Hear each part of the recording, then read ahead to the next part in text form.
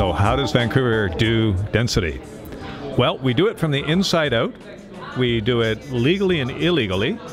Sometimes we do it very creatively, but we've always done it. This is one of the first cities in the world that started wholly as a suburban city. And by that I mean it was made up of single-family houses, or at least single homes. We jumped over all of the forms of density that, well, certainly Germans would be aware of. Small apartment buildings, row housing, town housing, anything where at least a significant part of the city was made up of multiple family dwellings. Not Vancouver. You could arrive here on the train or by boat back in the late 1800s, and you could reasonably expect to buy your own piece of property, build your own house, and all your neighbors would do so.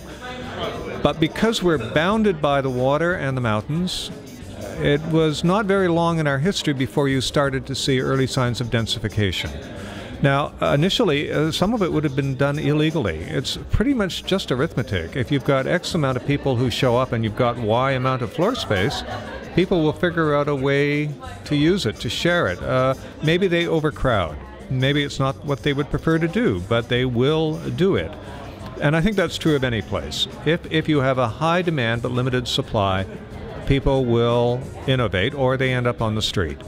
And so you can look at Vancouver from the point of view of a place that has done it very well through design, through regulation, through intent, or you can look at it as a place that's done it illegally, and large parts of our history are made up of that.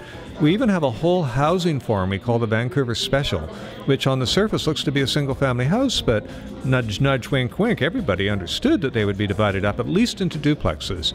The secondary suite, illegal for most of its history until we decided, well, you know, everybody's doing it, we'd better legalize it. And whether it's a garage that turns into a de facto lane cottage and then becomes legal, or whether it's the reinvention of the small apartment building and then the high-rise, so-called Vancouverism, Vancouver, because it's had no choice, has gone from a low-density suburban model in its head, in its DNA, to a city that's now pretty sophisticated about how it does density.